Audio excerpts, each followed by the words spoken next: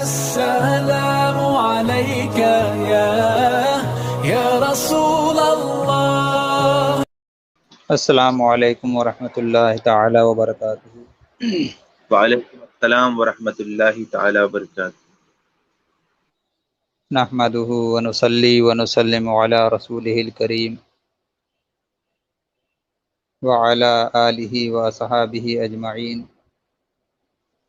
اما بعد فاعوذ باللہ من الشیطان الرجیم، بسم اللہ الرحمن الرحیم، الف لام را تلک آیات الکتاب وقرآن مبین۔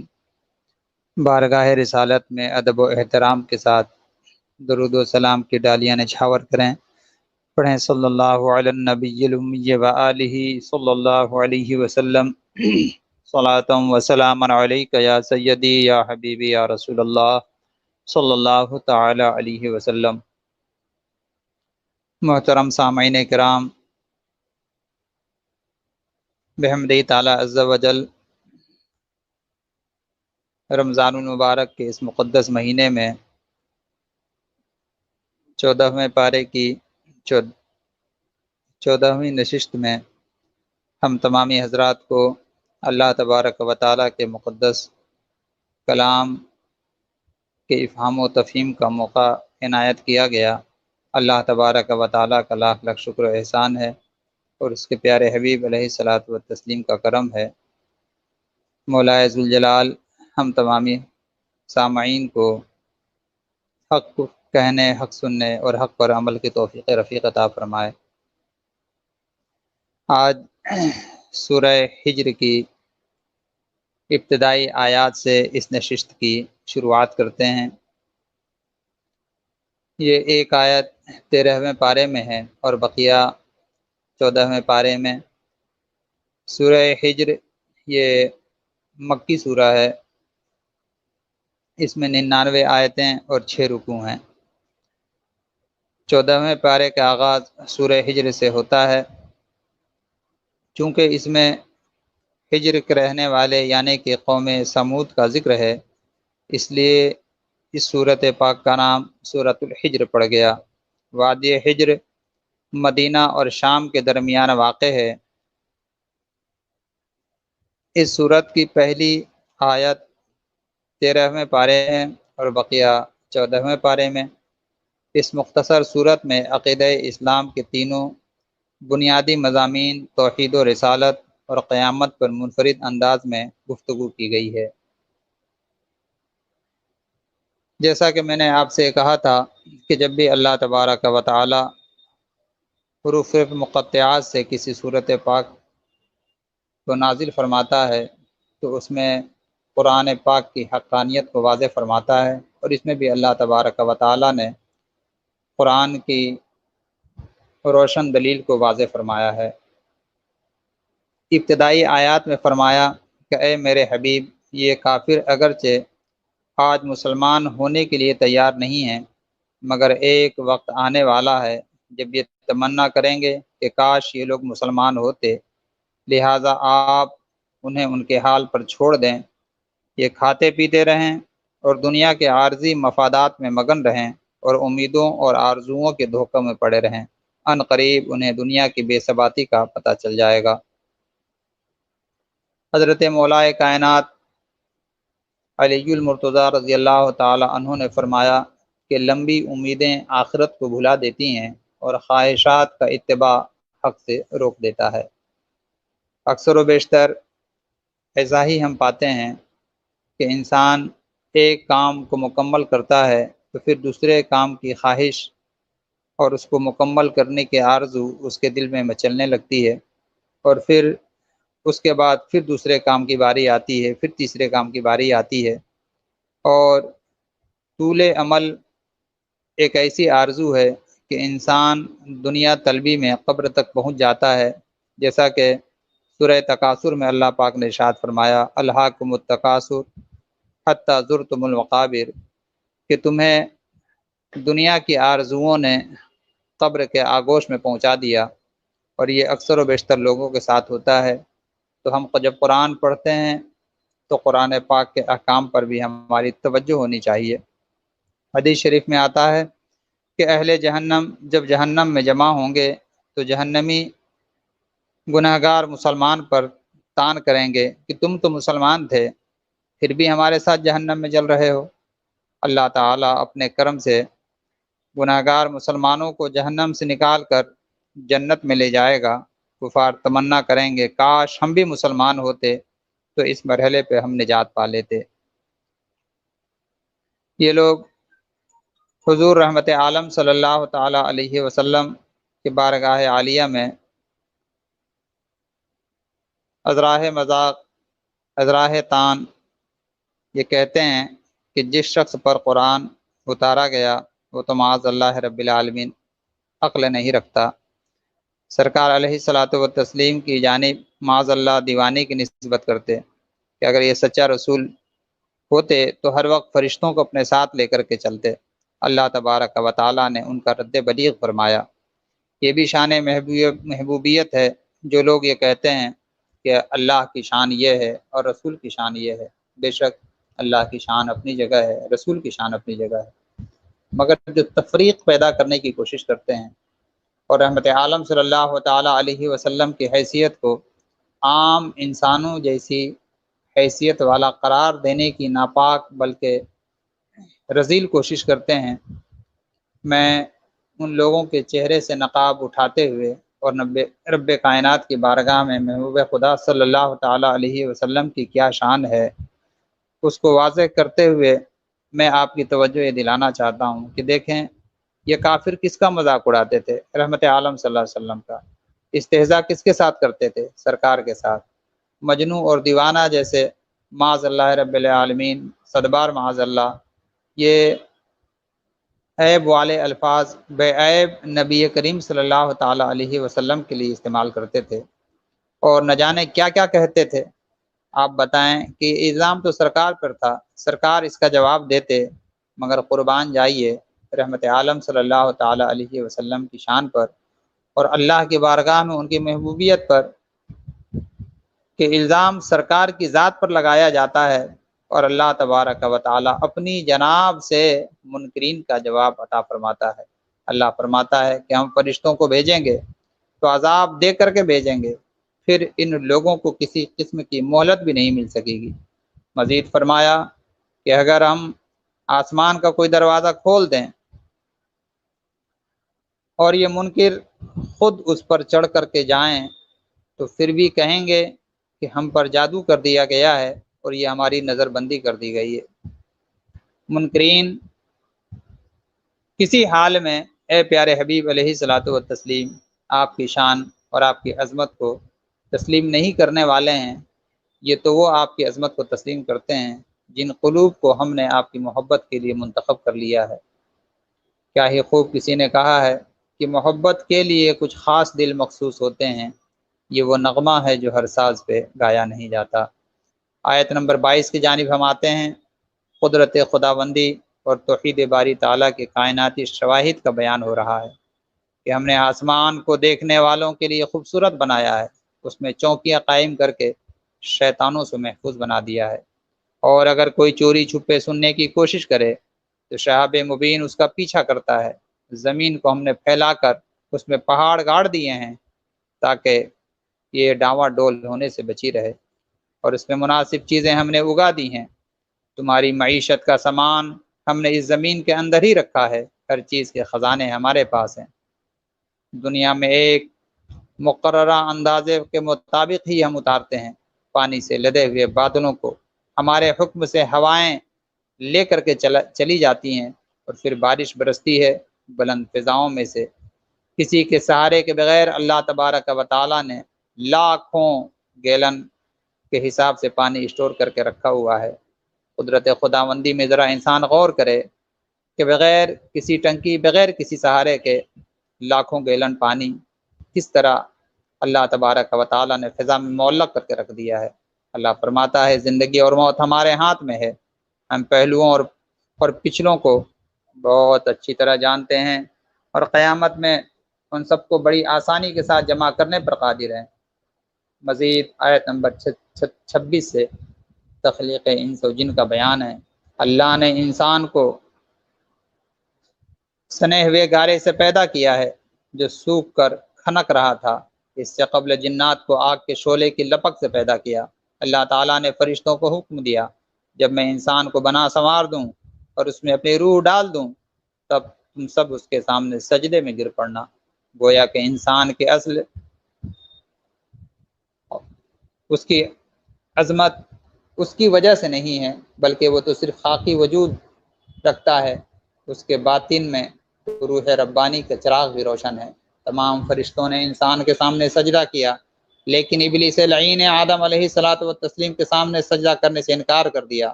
اللہ تبارک و تعالیٰ نے اس موقع پر ابلیس لعین سے جو مکالمہ فرمایا اور اس نے کہا کہ میں تیرے مخلص بندوں کے سوا سبھی کو گمراہ کر دوں گا، اس پر اللہ تبارک و تعالیٰ نے ارشاد فرمایا کہ یہ وہ راہ ہے جو مجھ تک سیدھی پہنچتی ہے، میرے مخلص بندوں پر تیرا زور نہ چلے گا سوائے ان گمراہوں کو جو تیری پیروی کریں گے، اور ان تمام لوگوں سے جہنم کا وعدہ ہے جس کے 7 دروازے ہیں، ہر دروازہ ان کے لیے ہم نے تقسیم کر دیا ہے، یعنی یہ لوگ اپنے اعمال کی مناسبت سے جہنم میں داخل کر دیے جائیں گے۔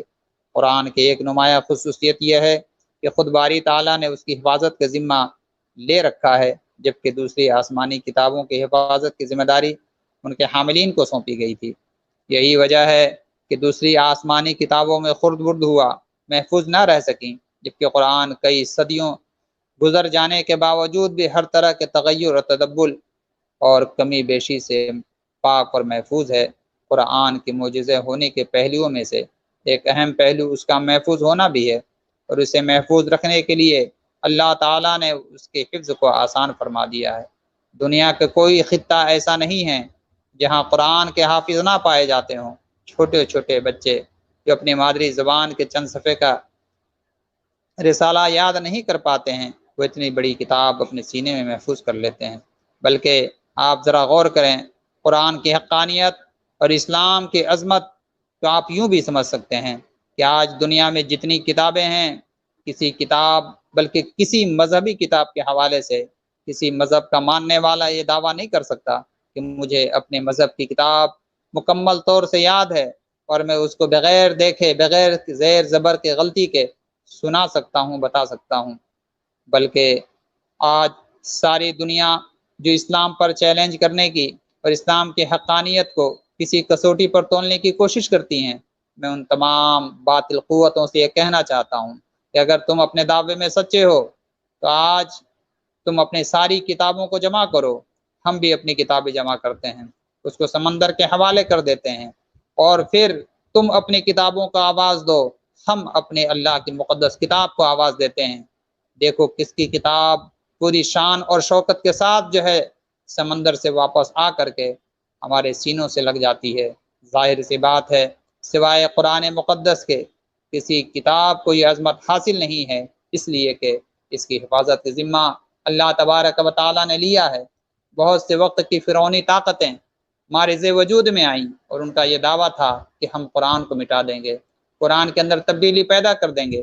بلکہ ابھی کچھ دن پہلے کی بات ہے کہ ایک ملعون رافضی نے دنیا کے سامنے یہ اعلان کرنے کی کوشش کی کہ قرآن کے اندر 21 آیات کریمہ ہیں جو کہ لوگوں کو غلط راستے پر ڈال رہی ہیں، ان آیتوں کو قرآن پاک سے نکال دیا جائے۔ معاذ اللہ رب العالمین، صدبار معاذ اللہ۔ قرآن کا یہ دعویٰ، قرآن کا یہ چیلنج ہمیشہ سے تھا، ہمیشہ رہے گا۔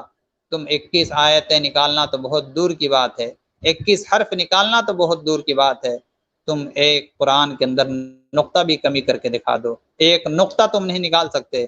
تم خود دنیا سے نکل گئے اور تم جیسے نہ جانے کتنے دنیا سے نکل گئے، مگر قرآن اپنی آب و تاب کے ساتھ کل بھی جو ہے دنیا والوں کو روشنی عطا کر رہا تھا، اور صبح قیامت تک یہ قرآن روشنی عطا کرتا رہے گا۔ بلکہ اس قرآن سے محبت کرنے والوں کو قرآن قبر میں بھی روشنی عطا کرتا ہے، اور انشاءاللہ کل قیامت کے دن حشر میں پل صراط پر بھی روشنی عطا کرے گا، کیونکہ یہ قرآن اللہ کا نور ہے، اور اللہ کے نور سے ہر طرف روشنی ہی بکھرتی ہے۔ حضرات مکرم، تو یہ قرآن کی عظمت پر ایک بہترین دلیل ہے۔ حضرات مکرم، اللہ تبارک و تعالیٰ نے پھر جنت اور جہنم اور رحمت خداوندی کا تذکرہ، پھر حضرت لوط علیہ السلام اور ان کی بدکردار قوم اور اس کی ہلاکت کا تذکرہ فرمایا، اور اس کے بعد قوم سمود اور ان کی تمام تباہ شدہ بستی کو درس عبرت کے لیے بیان فرمایا۔ پھر عظمت قرآن اور خاص طور پر بار بار دہرائی جانے والی سورہ فاتحہ کی 7 آیتوں کا اللہ نے ذکر فرمایا ہے۔ کافروں کے سامان تعیش کو للچائی ہوئی نظروں کے ساتھ نہ دیکھنے کی تلقین کی، اور اپنے پیروکار مومنین کے لیے نرم رویہ اختیار کرنے کا حکم دیا گیا ہے۔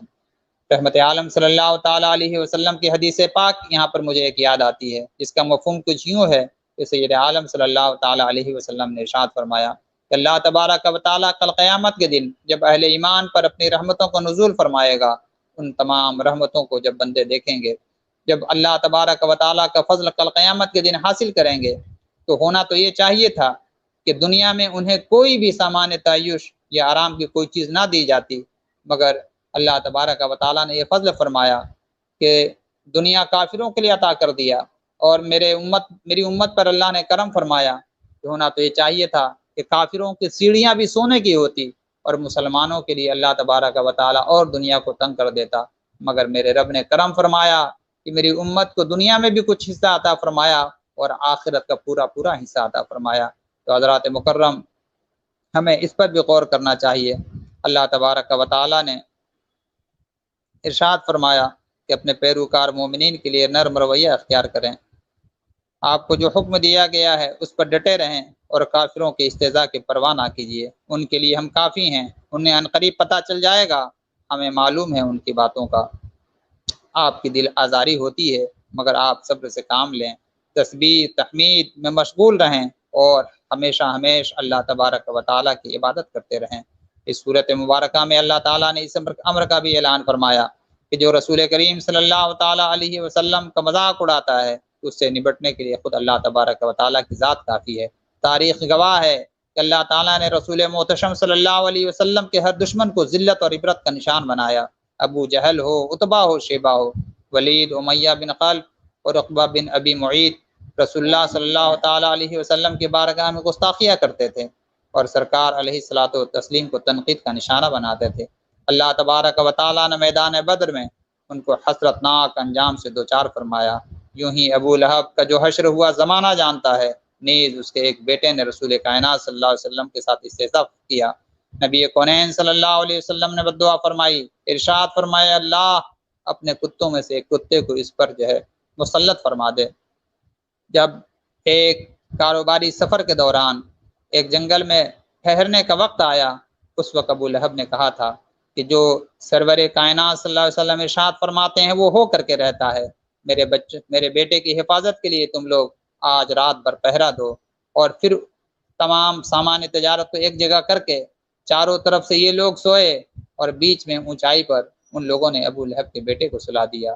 مگر اللہ تبارک و تعالی کا جب قہر نازل ہوتا ہے تو پھر تمام تدبیریں دھری کے دھری رہ جاتی ہیں۔ اللہ تبارک و تعالی نے اپنے محبوب کے گستاخ کو ایک شعر کے ذریعے اس کے انجام تک پہنچایا، اور پھر سب پر یہ واضح ہو گیا کہ اللہ تبارک و تعالی رسول کریم صلی اللہ تعالی علیہ وسلم کی بارگاہ میں بدزبانی کرنے والوں کے لیے کہیں جائے پناہ نہیں ہے۔ انشاءاللہ تعالی آج ملک ہندوستان بلکہ پوری دنیا میں جو بھی سرور کونین صلی اللہ تعالی علیہ وسلم کے بارگاہ عالیہ میں گستاخی کی زبان دراز کرنے کی کوشش کرتے ہیں، ان ظالموں کا بھی یہی حال ہوگا۔ ان قریب وہ اپنے انجام کو پہنچیں گے اور ایسی ذلت کی موت مریں گے کہ پھر دنیا نے اس جیسی ذلت کی موت کسی کی نہ دیکھی ہوگی، کیونکہ اللہ تبارک و تعالی اپنے پیارے حبیب علیہ الصلوۃ والتسلیم کے گستاخوں کو کبھی بخشا نہیں کرتا ہے۔ حضرات مکرم، یہیں سے اس سورہ پاک کی تکمیل ہوتی ہے۔ اب یہاں سے سورہ نحل کی ابتدا ہوتی ہے۔ نحل شہد کی مکھی کو کہتے ہیں۔ اس صورت مبارکہ میں نحل کے محیر العقول طریقے پر چھتا بنانے اور شہد پیدا کرنے کی صلاحیت کا اللہ نے ذکر فرمایا ہے، اس لیے پوری صورت کو اس نام سے موسوم کر دیا گیا کہ شہد کی مکھی بھی عام مکھیوں جیسی ایک مکھی ہے، لیکن وہ بحکم الہی اللہ تبارک و تعالیٰ کے دیے ہوئے انعامات سے ایسے حیرت انگیز کام کرتی ہے جن کے کرنے اور سمجھنے سے انسانی عقل عاجز ہے۔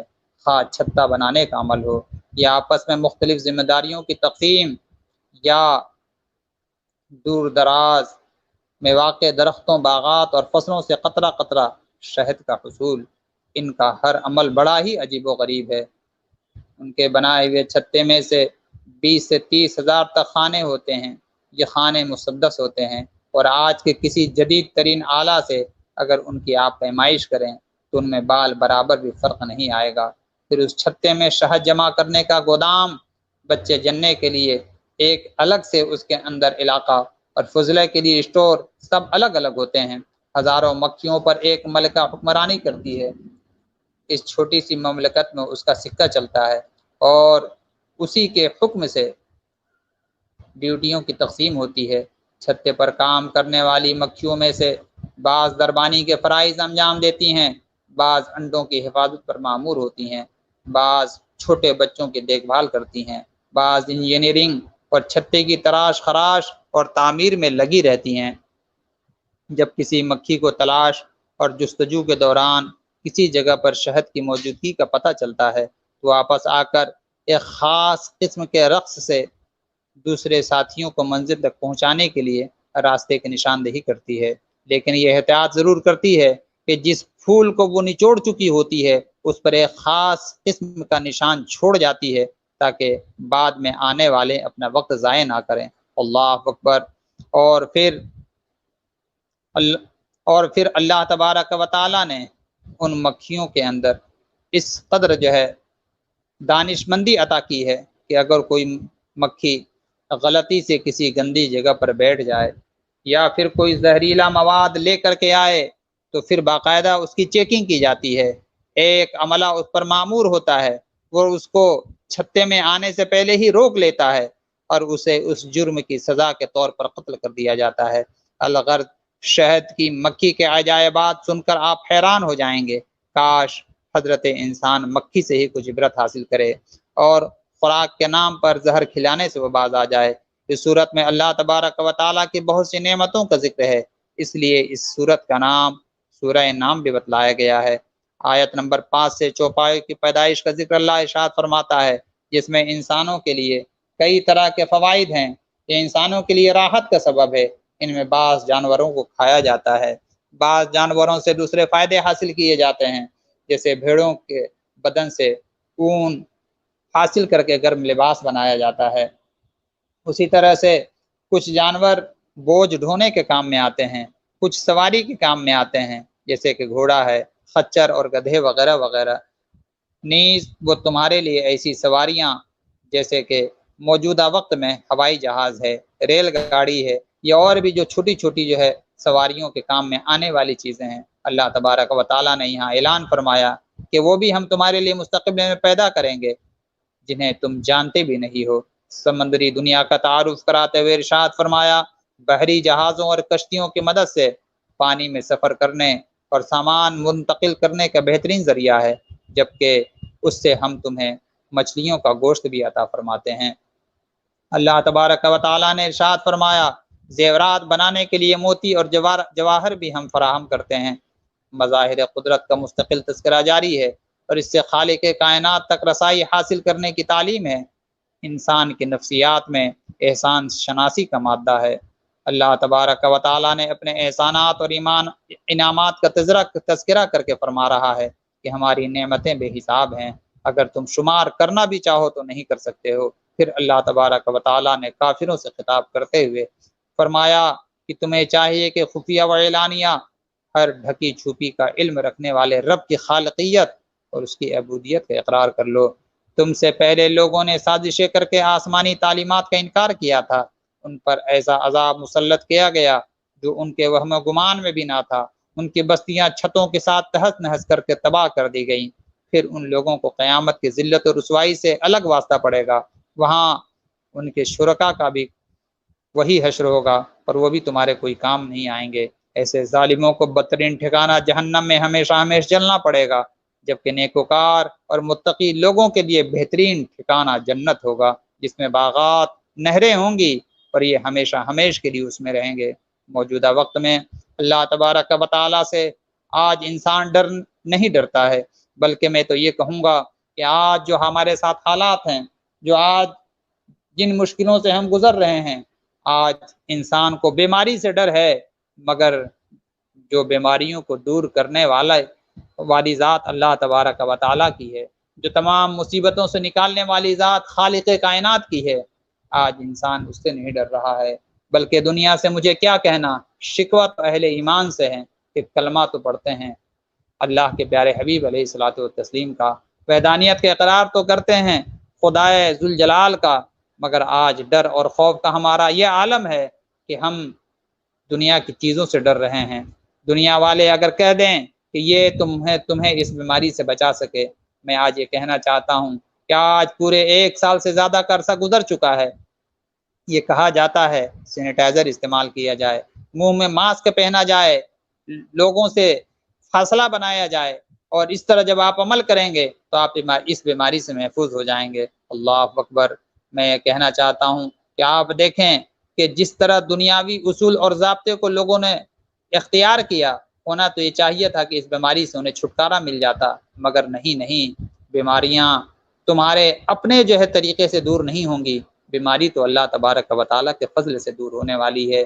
جب بھی اس سے پہلے آسمانی آفات اور بلیات کا نزول ہوتا رہا، اس وقت کے علماء اور بزرگان دین نے رحمت عالم صلی اللہ علیہ وسلم کی تعلیم کے مطابق یہ ارشاد فرمایا کہ اللہ تبارک و تعالیٰ کی بارگاہ میں جھک جاؤ، جب تم پر کوئی مصیبت آئے اللہ تبارک و تعالیٰ کی بارگاہ سے نماز اور صبر کے ذریعے مدد مانگو، اللہ پاک تمہاری مصیبتوں کو دور کر دے گا۔ مسلمانوں کو تو یہ چاہیے تھا کہ اپنے علاقے میں اذانوں کا اہتمام کرتے، ذکر الہی کی محفلیں قائم کرتے، اللہ کی بارگاہ میں زیادہ سے زیادہ جھک کر کے اس کے رحمت حاصل کرنے کا شرف حاصل کرتے، زیادہ کلام اللہ کی تلاوت ہوتی، اللہ تبارک و تعالیٰ اس مصیبت سے محفوظ رکھتا، مگر ایسا نہ ہوا، اور پھر ایسا ہو بھی نہیں سکتا ہے جب تک کہ اللہ تبارک و تعالیٰ کی بارگاہ میں جھک کر کے اس کے کرم کی بھیک نہ مانگی جائے، اس کے پیارے حبیب علیہ الصلوۃ والتسلیم کا واسطہ دے کر اس سے رحمانیت اور اس کی رحیمیت کا ہم دامن پھیلا کر کے التجا نہ کریں۔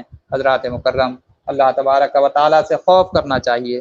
بیماری ہمارا کچھ نہیں بگاڑ سکتی، بلکہ اگر ہم نے اللہ تبارک و تعالیٰ کی بارگاہ میں جھکنا نہ سیکھا، اس سے خوف کرنا نہ سیکھا، اور اس کی بارگاہ میں گر گڑانا نہ سیکھا، تو یاد رکھیں اس سے بھی بھیانک عذاب ہمارا انتظار کر رہی ہے۔ حضرات مکرم، یہاں پر ایک بزرگ حضرت ابو عثمان اسماعیل صابونی علیہ رحمہ کا میں ایک واقعہ نقل کرتا ہوں کہ آپ بہت بڑے واعظ با کمال مفسر تھے۔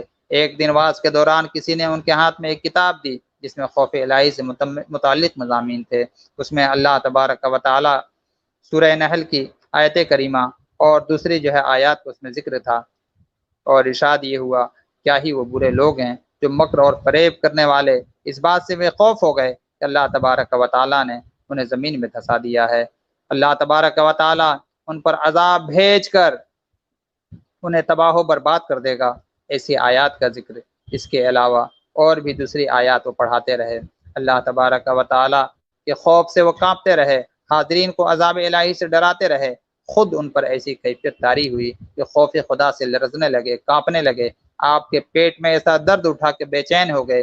کچھ لوگ آپ کو اٹھا کر گھر لے آئے، طبیبوں نے علاج کیا، مگر درد میں افاقہ نہ ہوا، بالآخر اسی حالت میں انتقال ہو گیا۔ یہ تھا خوف الہی کا عالم۔ بلکہ ایک صحابی رسول صلی اللہ تعالی علیہ وسلم اللہ تبارک و تعالی کے پیارے حبیب سے یہ عرض کرتے ہیں کہ جب میں گناہ کرتا ہوں تو کیا اللہ تبارک و تعالی دیکھ رہا ہوتا ہے؟ آپ نے ارشاد فرمایا کہ اللہ تبارک و تعالی کی نگاہ سے کوئی بھی چیز چھپ نہیں سکتی ہے، وہ تو چھپی ہوئی چیزوں کا بھی جاننے والا ہے، ظاہر چیزوں کا بھی جاننے والا ہے۔ ان کے دل میں ایسا خوف آیا کہ وہیں پر ان کا انتقال ہو جاتا ہے۔ اللہ اکبر۔ اللہ تبارک و تعالیٰ سے خوف کرنا سیکھیں، بلکہ اللہ تبارک و تعالیٰ کے خوف میں رونا سیکھیں۔ حضرت صاحب حجویری علیہ رحمۃ رضوان فرماتے ہیں کہ اے لوگوں، اللہ تبارک و تعالیٰ کے خوف سے رونا سیکھو۔ کسی نے کہا کہ رونا نہ آئے تو کیا کریں؟ تو آپ نے ارشاد فرمایا رونا نہ آئے تو رونے جیسی صورت ہی بنا لو۔ پھر کسی نے کہا کہ اگر یہ بھی نہ ہو سکے تو کیا کریں؟ تو آپ نے ارشاد فرمایا پھر اللہ کے خوف کا تم انتظار کرو۔ تم اتنے سنگ دل ہو چکے ہو کہ تمہیں اللہ کے خوف سے رونا نہیں آتا ہے، تمہیں اس سے ڈر نہیں پیدا ہوتا ہے دل کے اندر؟ اللہ اکبر، یہ تھا اہل ایمان کا طریقہ۔ اللہ تبارک و تعالیٰ نے اپنے خوف سے ڈرنے کا اور اپنی بارگاہ میں پیشی ہونے کے دن سے اہل ایمان کو ڈرنے کا حکم دیا ہے۔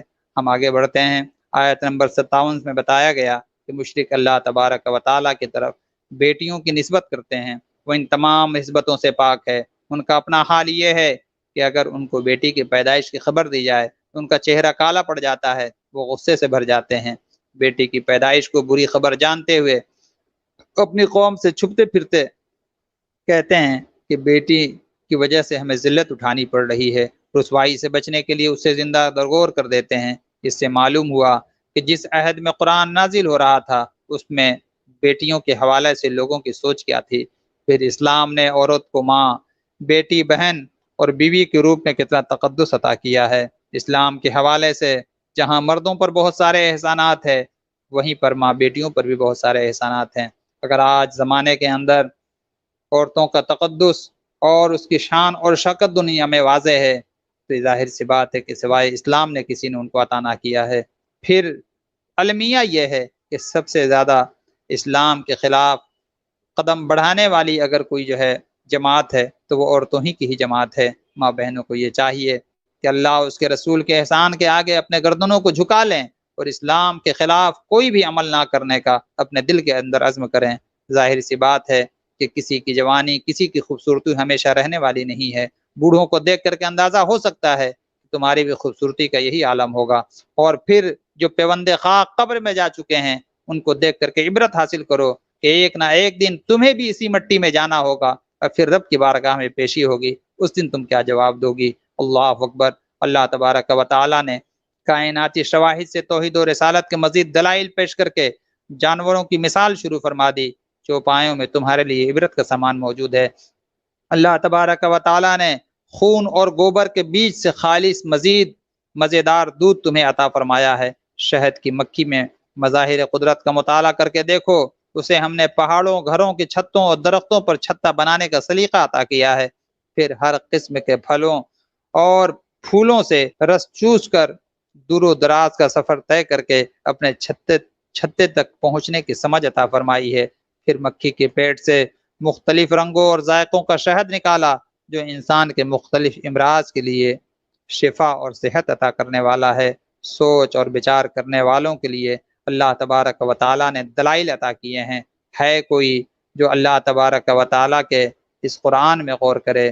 اس کے بعد توحید کے مزید دلائل پیش کرنے کے بعد معبود حقیقی اور معبودان باطل کا فرق سمجھایا ہے۔ ایک غلام ہے جو اپنے جان اور مال کے معاملے میں بالکل بے اختیار ہے، مالک کی اجازت کے بغیر کچھ نہیں کر سکتا ہے۔